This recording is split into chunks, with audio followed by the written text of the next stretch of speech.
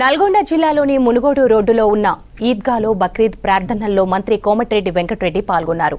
ప్రార్థనల్లో మంత్రితో పాటు జిల్లా ఎస్పీ చందనా దీప్తి ఇతర అధికారులు పాల్గొన్నారు.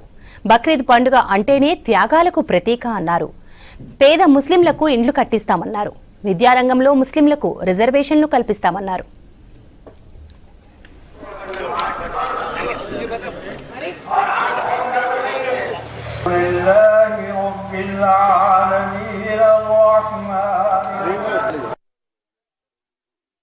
బక్రీద్ అంటే త్యాగాలకు మారుపేరుగా దైవభక్తితో చేసే కార్యక్రమం.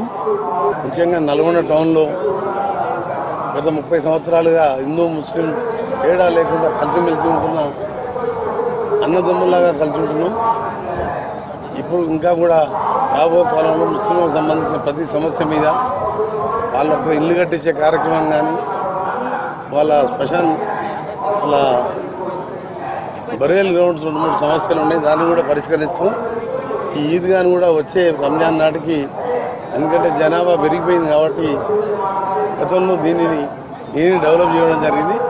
దాన్ని కూడా డెవలప్ చేస్తూ కాంగ్రెస్ పార్టీ అధికారంలోకి వచ్చిన తర్వాత ముస్లింలకు ఒక సెక్యులర్ పార్టీగా గతంలో మేము ఇచ్చిన రిజర్వేషన్లే కాకుండా విద్యారంగంలో ఉద్యోగాలలో రిజర్వేషన్ కల్పిస్తూ అవుట్ సోర్సింగ్ జాబ్స్లో కూడా చదువుకున్న మైనార్టీ సోదరుమణులకు కూడా ప్రత్యేకంగా వాళ్ళందరికీ కూడా అవకాశాలు కల్పిస్తామని రాష్ట్రంలోనే కాంగ్రెస్ పార్టీని గెలిపించడంలో పార్లమెంట్ ఎన్నికల్లో కానీ అసెంబ్లీ ఎన్నికల్లో కానీ మద్దతు ఇచ్చినాం.